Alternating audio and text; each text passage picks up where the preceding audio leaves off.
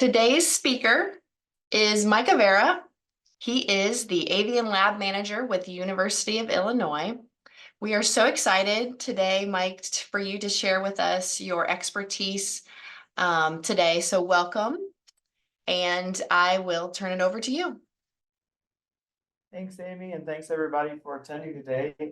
Glad to be able here to talk, to be able to talk about one of my passions in our research here at the University of Illinois. So we're talking about the northern Saw-Whet owl. Just as a brief introduction, as she mentioned, I'm Avian Lab Manager and also a field coordinator at the University of Illinois. But a lot of people wonder, well, what does that really mean? Well, what it means is I help run a bird banding station near campus in early spring and fall. I help organize a study abroad trip in Yucatan in about 2 weeks. We maintain a network of 20, soon to be 35 Motus towers in Illinois, 13 in Michigan, and then 2 actually in Oaxaca, Mexico.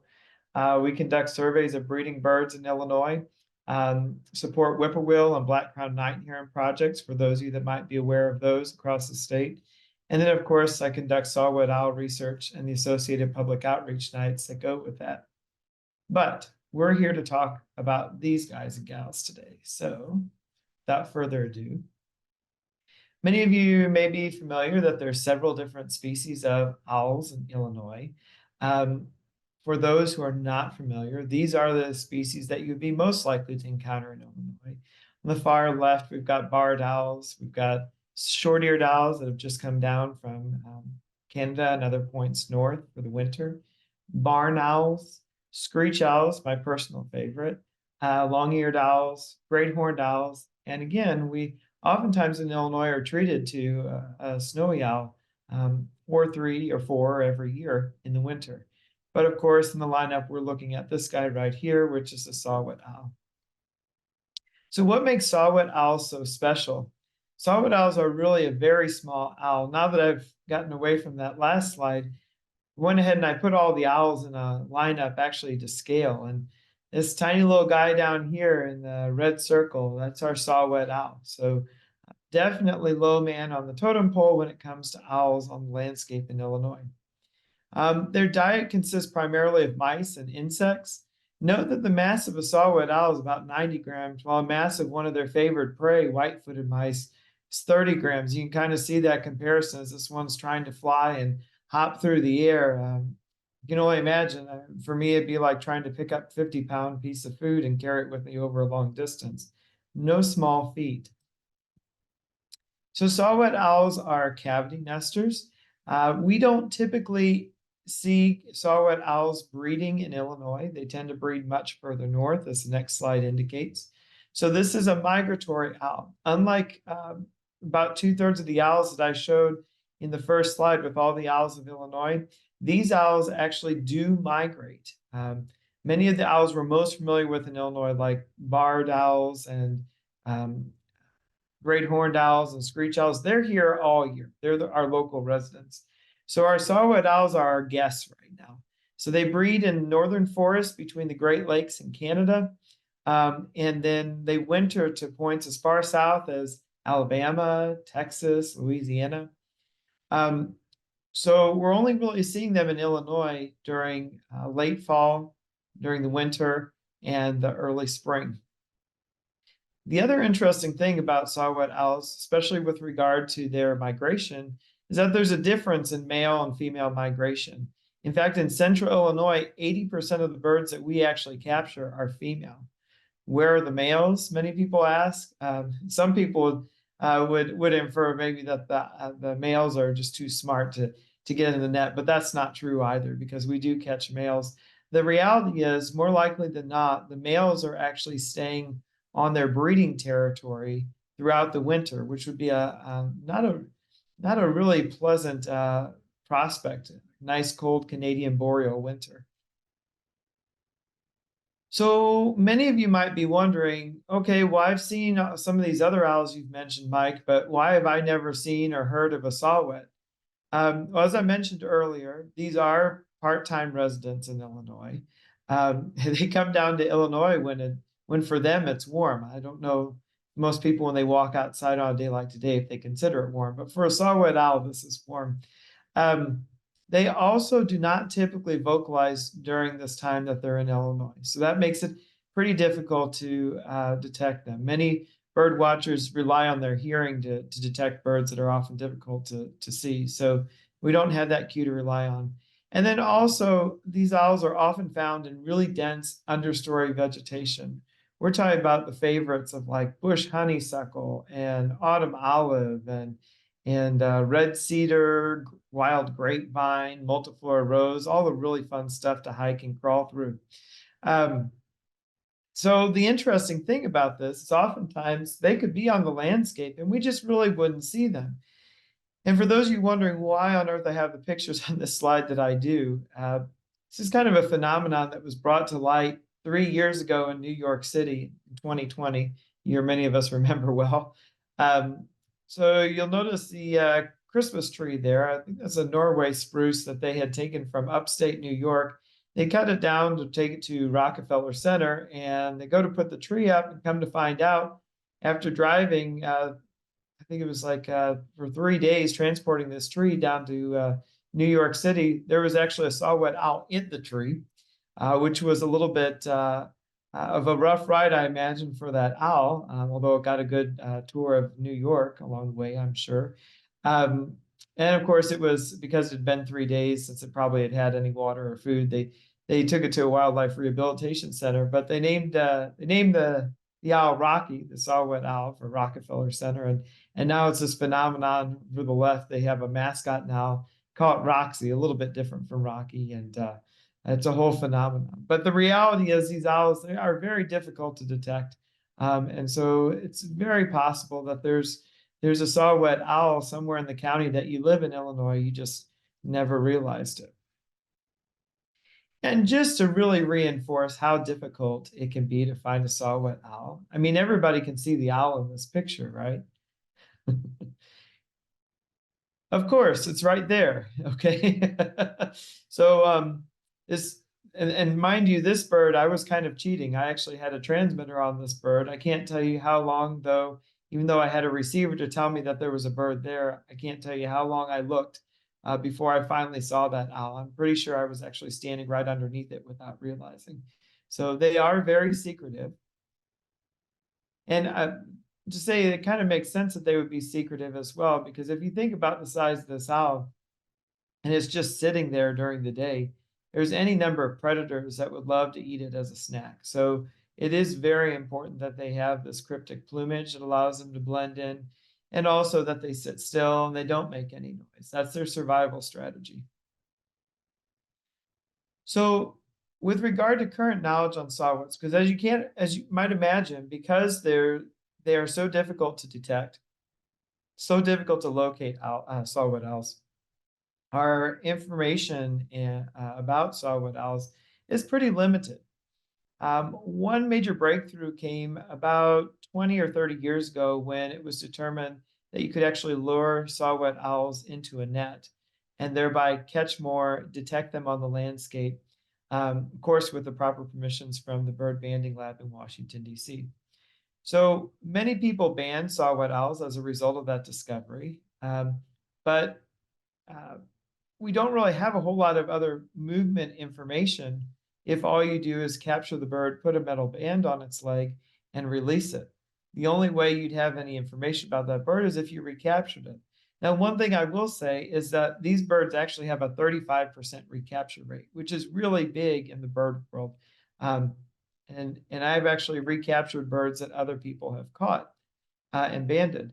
But the thing I want to point out in the map down here is these birds are all over the place. So these red paths are actually the paths that, or I should say straight line path between where this bird was banded originally and then where it was caught later, which might be a little unusual because we don't typically think of birds going east to west across the United States and at the same time at another point in the year going north and south.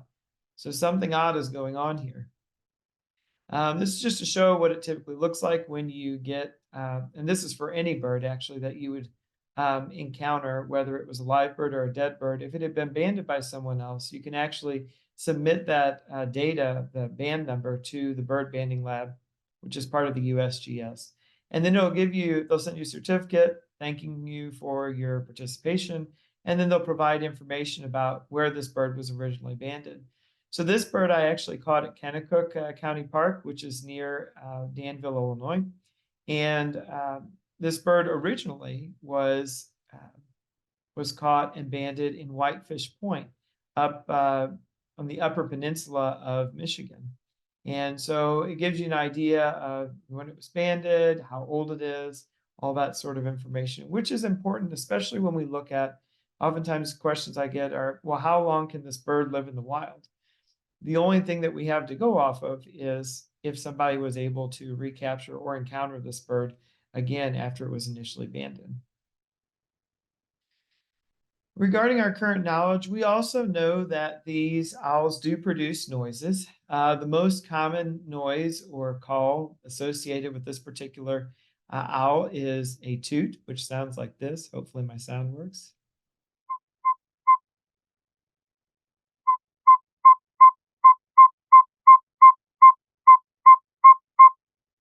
So that's the territorial call that the male produces on his breeding grounds up in Canada. They also produce what we call an agitated whine.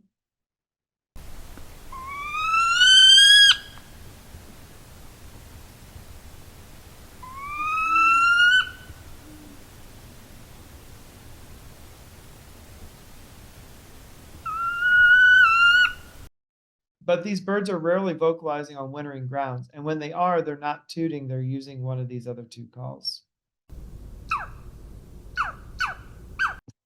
So we know what we know from Project Owlnet. And what Project Owlnet is a collaboration of over 100 banding stations across the United States and Canada. And what this provides is a protocol or a basic plan for capturing and banding saw-whet owls across the two countries. And of course, it is important that you are permitted with the Bird Banding Lab in Washington, D.C. in order to participate. And what this has allowed over the years is the opportunity to work toward common research questions, and as a result, larger data sets, which help us answer some of these big questions we have about saw-whet owls. This just shows distribution of the Project Owlnet locations across the range. I had to make this map big just because we do have one all the way out here in Alaska, way at the limits of the saw-whet owl range. Of course, the two banding stations I work at are here in central Illinois, between Danville and Monticello. So regarding our research, what are we interested in researching? We have some basic questions that we're trying to get some answers to. One thing we're looking at is what factors might impact the activity patterns of saw-whet owls during stopover and winter. We're really kind of limited. We do have all these banding stations that do run for a short period of time and they capture owls, but are they catching more owls at one point in the year because just the owls are more active? Or is it just some other reason that they might be catching these owls? Maybe it's just the position of the net and they keep catching the same owl over and over again. Or maybe it just has to do with the location of the net. Or the weather that particular evening. We're also looking at what response saw-whet owls have to conspecific vocalizations in winter. So in other words, if I play that toot call, are all owls actually coming to the call? Or if I use one of those different calls, unfortunately you weren't able to hear, I'll see if I can't play it a little bit later. Are those having the same impact? Or is it just this territorial toot call? This whole territorial toot call is really kind of an odd thing because why would birds on their wintering grounds be responding to a territorial call? We know, of course, that males would be territorial on their breeding grounds because they want to protect the food resources in the area and they want to attract and protect their mates. But if there's not many males down here on their wintering grounds and there's, and they're not breeding, why would there be any reaction? And then finally, looking at migratory connectivity.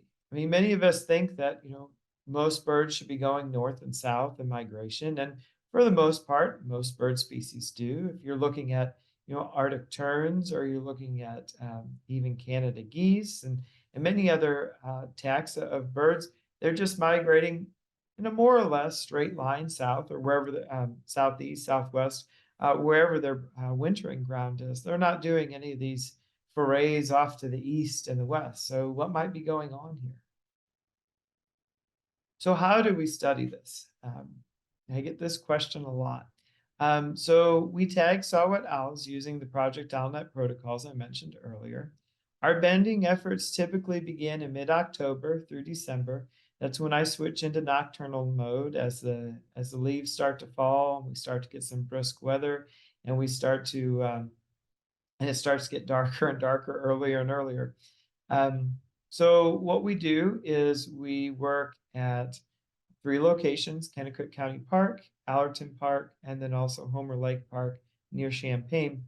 And at each site, we have 5 arrays of 3 mist nets with territorial callback equipment. So what you'll see in the picture to the right is you'll see our mist nets that are set up. They're about 30 feet long and about 8 feet tall. We kind of do them in a Y pattern, and where a research assistant is standing here, there's actually a call box at her feet. And that's where we play the toot, toot, toot to draw the birds in. So then what we do is we go out and we check the nets. This is my supervisor looking, peering, saying, is there an owl? Maybe there is. No, there isn't. The people walking behind him, it's like a long parade, is the students, and they say, oh, wait, look, I think there's an owl there. Ah, yes, going under the net. Yep, I'm going to get the owl. Okay. So once we catch said owl, there's a number of different things that we'd want to do. We'd want to measure its wing chord. We'd want to measure its mass. Those 2 measurements in particular are really important because that's how you actually tell if it's a male or a female saw-whet.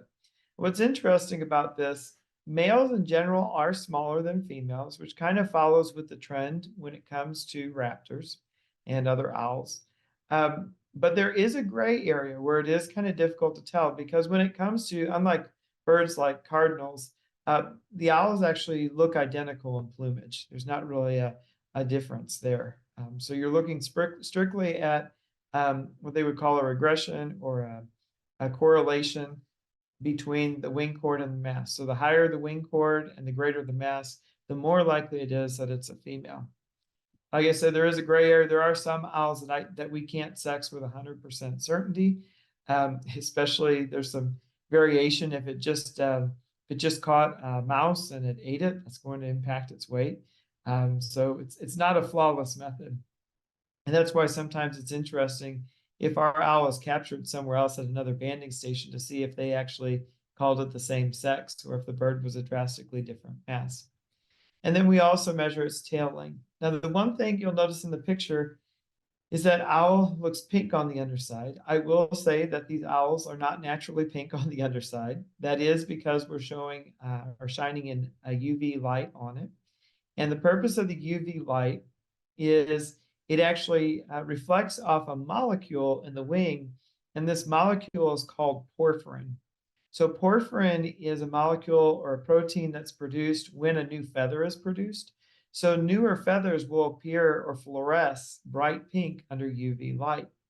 And then you might see a gap off to the right here. These are older feathers, and the reason they're not shining as brightly pink is because over time that porphyrin breaks down and it doesn't reflect that same intensity.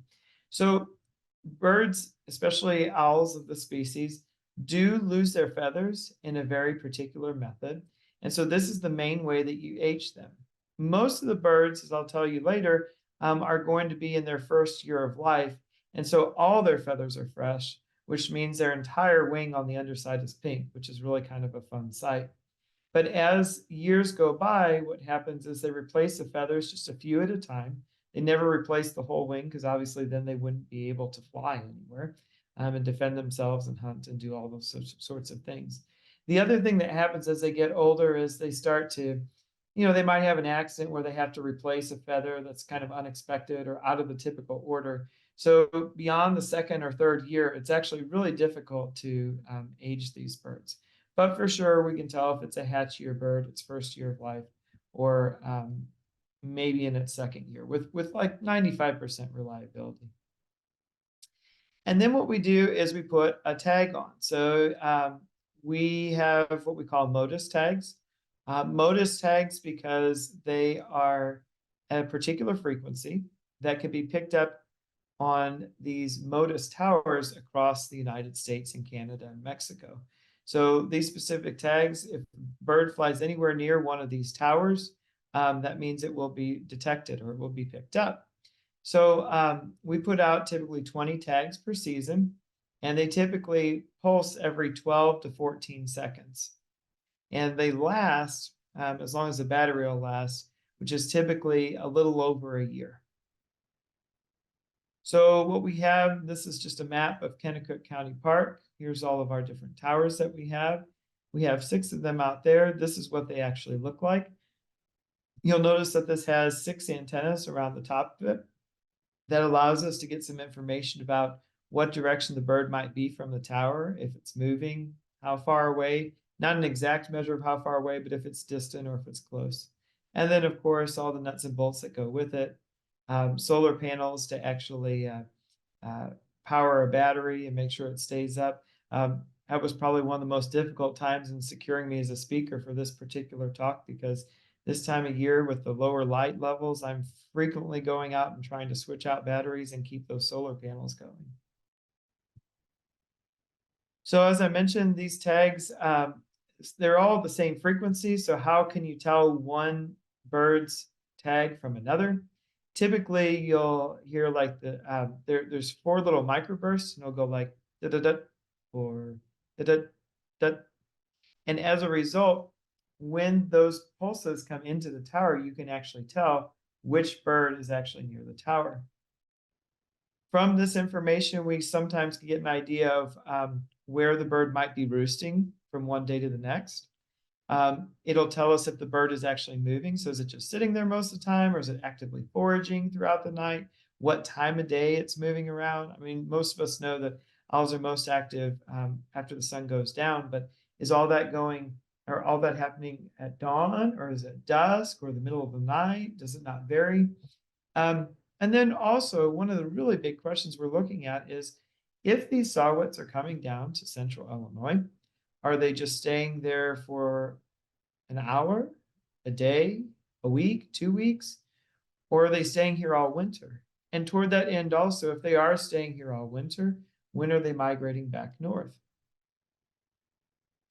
One way that we can verify the towers, and this has been one of our big difficulties, we found out that even though we spaced our towers out quite in quite a large area over the landscape, the owls weren't content just to stay in the area where the towers were, which makes it really difficult to determine if an owl has migrated further south or back north, or if it's just on the local landscape.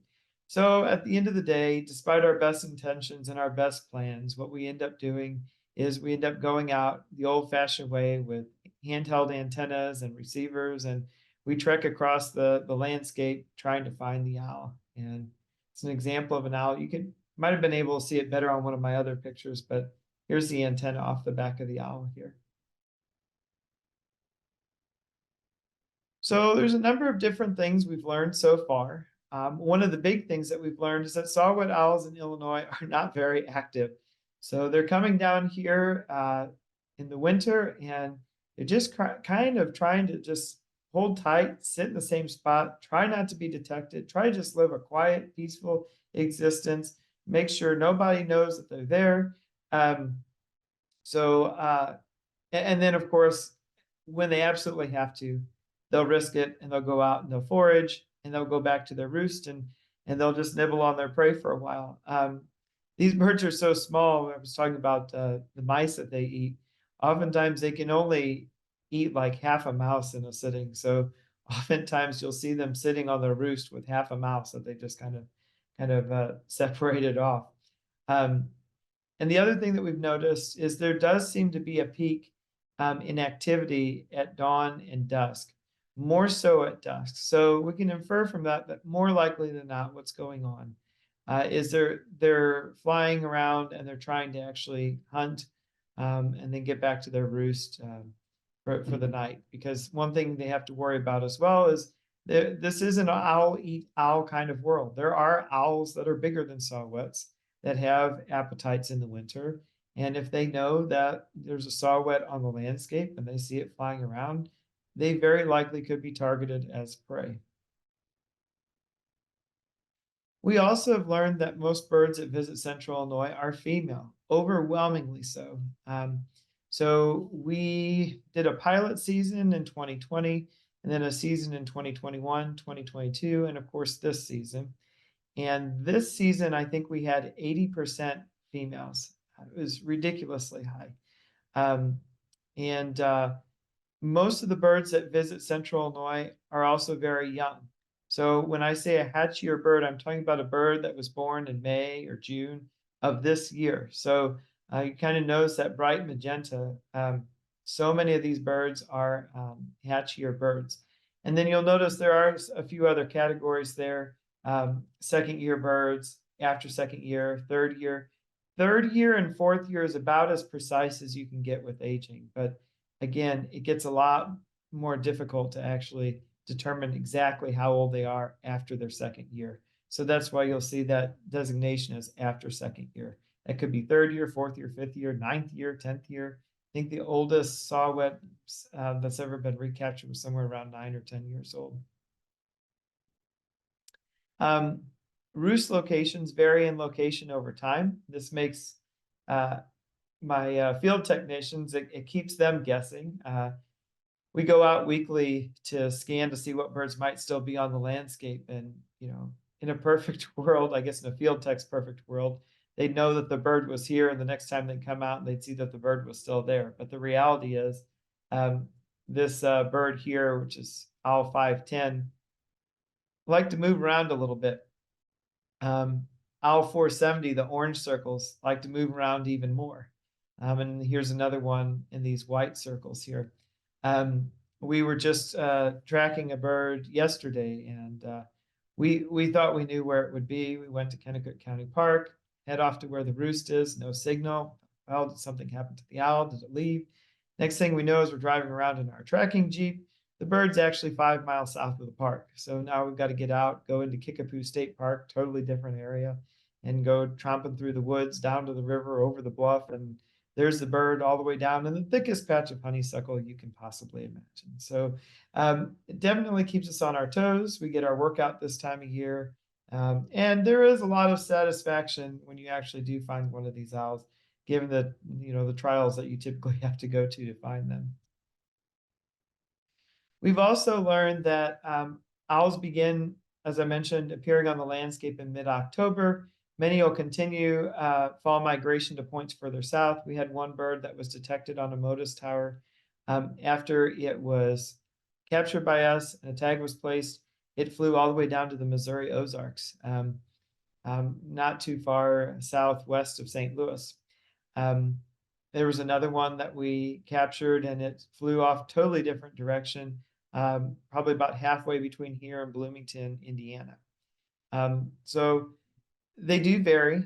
We are limited in that there's not as many Motus towers in Southern Illinois. As you saw, I do a lot with Motus towers. We're working to remedy that for the future to try to get an idea, because if there's no towers in Southern Illinois, there's no way for us to actually determine if the owls are passing by or not. But as I mentioned, some birds do overwinter in Central Illinois. So you can see on this graph here, these really long lines. We've got 1, 2, 3, 4, 5, 6 of these birds, 6 of the 20 we know actually kept transmitters on and stayed all winter in Kennecook. So we were excited. We thought maybe we'd be able to see where these birds would go on their migration north, especially since there's a lot of Motus towers off to the north and east of where we are located. And I'll get more into that in just a moment. Owls also respond to playback, but they tend to do so at dusk or when it's dark outside. I want to talk just a moment about the ethics of playback. When it comes to playback, it's tempting to go outside and say, oh, I want to know if there's a Saw-Whet owl here. I know I'll just play that territorial toot 24/7, and eventually they'll all come into my yard and I'll see them. And how wonderful will that be? The reality is it's not a very ethical practice, especially in the birding community. Um, Playback is permitted by the average citizen, but beyond just playing it for a short period of time, it's actually highly discouraged, especially for an owl like this that is trying to just stay under the radar on its winter grounds. For it to be constantly responding to playback, that would cause it to constantly move from its roost, which would make it more detectable to predators, which could definitely impact its survival in later life history. But what we have found is birds do tend to respond more to toot calls. We did a short little experiment where we were actually doing banding operations at Allerton Park, where we actually played the different types of calls at the nets. And then we had just one net where there was silence. And of course, everybody wanted to go check the net where the toot call was playing because that's where they figured all the Saw-Whets were coming in. And for the most part, that was the case. But I went ahead and I drew, the shortest straw at one point. And I decided I would check one of the nets on one of the runs that had nothing playing. To my surprise, I found a dead mouse in the net. And as I was just getting ready to walk away from the dead mouse, wondering, why there was a dead mouse in there, I looked maybe a foot or two down from the net, and there's a Saw-Whet owl. So probably more likely than not, what happened was this owl was just flying through, minding its own business. No territorial toot call to lure it in, but flew right into the net as it was trying to catch a mouse. And there I had both the owl and its dinner. I did feel a little guilty about catching its dinner. So when I did release it, I did kind of drop the mouse nearby where we released it. I don't know if it came back for it or not.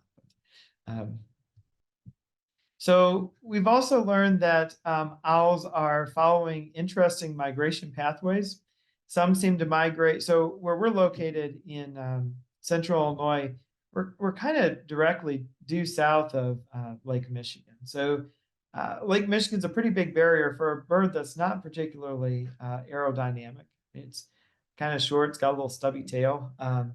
It doesn't have some of the same body mechanics of some of these longer distance birds that fly really long migration paths, like again terns and thrushes and warblers and that sort of thing. So what we found is some seem to migrate along the east shore of Lake Michigan. Some seem to migrate along the west shore of Lake Michigan on their way north or south. But at the same time, too, it seems like some are migrating one path one year and a totally different path another year. So for example, these are foreign owl encounters. So these are birds that were either banded at another station and recaptured in Danville, or these were birds that were captured in Danville and banded by us and then recaptured by another banding station. So you would kind of expect, points off to the northwest and northeast where, these owls more likely are going from Kennecook or to Kennecook. But then you get just really weird things. So we have had a bird that was banded in Pennsylvania and ended up in Danville. Or conversely, we've actually had a bird that was banded in Danville that was recaptured in Pennsylvania, not terribly far from New York City. Did it fly directly like this? I guess it's possible, but not likely. More likely what happened was it flew back north to its breeding grounds and then flew back down south towards Pennsylvania. Why it decided to go that direction that particular year is anybody's guess. I suppose only the owl knows, and maybe the owl doesn't even know. Maybe it's just the way it went. So when it comes to more refined data, because again, if you have a transmitter on a bird that's picked up by a Motus tower, it's a lot more, you can oftentimes get a lot higher resolution of the path where it went. And sure enough, that's what we got this past spring. So these were birds that were banded in the fall. And you'll notice this red line here, there was a bird, it was picked up when it left Danville. And then that same night, it was in Detroit, where it stayed for about a week. And then after a week of rest, recovery, or I don't know, maybe it was just enjoying the night on the town, it then moved off further into Ontario. Beyond that, we kind of lost it after that. There's not a whole lot of Motus stations out beyond here. Another bird, we actually, we had a difficult time figuring out where it went in the winter because it just disappeared on the landscape. And in the spring, suddenly it appeared. Jasper Pulaski, for those who are familiar with that site in Indiana, decided to fly up somehow, somewhere past Chicago, got picked up at Illinois Beach State Park, and went further up the coast or the shoreline into Wisconsin. Perhaps one of the ones I like to talk about the most is this one here that has the yellow path. We were putting up some Motus towers in central Michigan here for the purpose of researching Kirtland's warbler. And I said, you know, this is a selfish thought, but I'd really like to put those towers up earlier so that maybe they might pick up our owl. So, you know, I got a few lab techs to go with me. They were kind of begrudgingly going up here in March when it's a nice balmy 15 degrees Fahrenheit in central Michigan. And we put up our towers and, of course, you know, had several trials and whatnot. Drove back, and we find out just a couple months later that the owls actually passed our towers the same night that we actually erected the tower. So had we not put those towers up the date and time that we did, we wouldn't have actually captured those detections. I'd like to say that I knew that all along, and that's why I timed it the way I did, but I'm not that good. Here's some fall migrations. These are this from this year. This is an owl that we had banded last fall. It flew up. We don't know exactly how it got up here. It must have gone in between towers, but we did detect on its way back. It crossed Lake Erie and is hanging around in Cleveland right now. And then we have these two birds were actually, this one in purple was banded at Allerton, flew down to south central Indiana, and this bird at Kennecook, which flew down into the Missouri Ozarks this fall. So how do we like to share our research? Obviously, I'm sharing my research right now, but we have a unique situation here at the university where we have a class called NRES 285, Owl Migration. It's a semester course with 16 undergraduate students, and the students participate in Tuesday owl night banding operations. I'm normally out there Tuesday and Thursdays. And then the students prepare educational outreach materials to present at a public owl night. And so here's the whole crew. This is the day we caught a barred owl. It's not a Saw-Whet, I know. That's not what I intended to catch. And after that, we were done with that net. We did do public owl nights. This is where the students actually then demonstrated their educational outreach skills. We had 3 this year, one at Kennecook County Park in Vermilion County, one at Homer Lake Forest Preserve in Champaign County, and one at Allerton Park in Piatt County. It might be hard to tell because of the size of the photo, but here we have a little Saw-Whet owl in Mike Ward's hand. And of course, the public just eating it up. In the 21st century, everybody's got to get their cell phone picture, right? So one thing to think about as I kind of close up some of my thoughts here is owl conservation. You know, what can we do to help owls on the landscape, especially these part-time visitors or part-time residents in Illinois? One thing that has decreased over the last century in Illinois is the whole concept of dead hollow snags and dead trees that provide all these cavities. Now, remember, Saw-Whet owls don't breed in Illinois, as far as we know, mainly in points north. But these do also provide areas, these cavities, for them to safely overwinter. So places to hide, winter refugia. Also, hedgerows and understory vegetation. As I mentioned, they're taking a Saw-Whet owl's worst nightmare in the dead of winter is a nice open understory in a forest. It's got nowhere to hide, nowhere to run. So they really do like these hedgerows, understory vegetation. Not only does it help conceal them, but they're also microclimates that tend to protect them from the elements. Limiting the use of rodenticides. So oftentimes people are not excited about rats and mice in or near their houses. So it's very tempting to put out decon and all types of other chemicals that will kill the mice or rats ultimately. The other aspect of that, though, is that owls will oftentimes prey on the easiest prey to catch. So if there is a weakened, sick rat or mouse, it's very likely that it will eat that. And in consuming that, it will also consume the rodenticide. And as a result, it can weaken or kill the owl. So being aware of that. And then finally, since we are talking about a migratory owl, trying to limit light pollution. A lot of cities have started to become more aware of this. And so they do have lights out nights where they minimize the amount of light that's actually being generated, because not all lights that we have on during the night need to be on. If you're wondering what the significance of that is, if we have a lot of light pointing up at the sky, you've got birds that are trying to migrate and navigate south. Oftentimes, what studies have found is they become disoriented. And as a result, as they become disoriented, they'll kind of get into a holding pattern and then eventually just die from exhaustion, not being able to find where they need to go. Because it is a very delicate energetic balance for a bird as it's migrating south. They need to be able to put on enough weight and fat reserves to get them to where they need to go. And so getting lost along the way does not help toward that goal. And now that you think you saw it all, I'll open the room for questions, and I've got my email there if there's any other follow-up questions. That's a good one, Mike. Yeah. Saw it all. Okay, we do have a few questions that came through on chat, Mike, and I will try my best here. First Okay. question was, how did they get the name Saw-Whet? Yeah, that's a really good question. It has a lot to do with the name, with the sound that they produce. So if you look at the spelling, it's like whetting a saw. So like you're trying to sharpen a saw. And back in the old days when they would do that, that would make a very distinct sound that's actually similar to one of the calls that they make.